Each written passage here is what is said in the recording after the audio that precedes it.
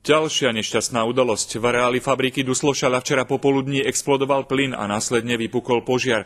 Na mieste zasahovali všetky záchranárske zložky.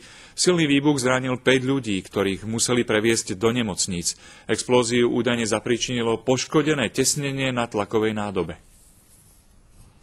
Krátko po 16:30 sa v chemickom závode ozval silný výbuch. Vo výrobni Čpavku vyletela do vzduchu tlaková nádoba s plynom.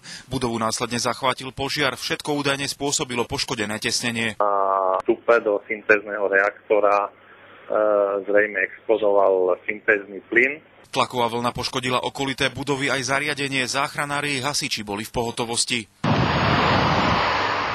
Aj keď bol výbuch mimoriadne silný, žiadne obete na životoch si našťastie nevyžiadal. Ľahko sa zranilo 5 zamestnancov. Zranených previezli do nemocníc v Nitre a Galante. Išlo len o povrchové zranenia, nikoho nemuseli hospitalizovať. Boli tam len drobné poranenia, ktoré boli ambulantne ošetrené a boli potom prepustení. Vyše 20 hasičov požiar likvidovali viac ako 2 hodiny. Zamestnanci podniku nechceli o výbuchu hovoriť, informácií mali málo. Ako k tomu došlo, viete nám povedať?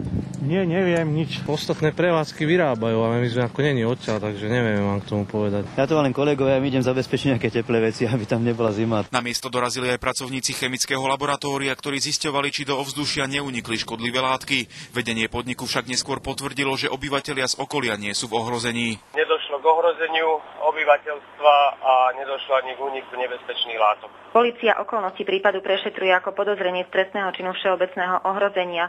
Presné príčiny explózie budú známe až v najbližších dňoch. Predbežné škody podnik vyčíslil na približne 100 000 eur. Hasiči situáciu na mieste výbuchu monitorovali počas celej noci a momentálne je už stabilizovaná. Prípad prevzali do rúk vyšetrovatelia. Zo Šale Katarína Gazdíková a René Medzihradský.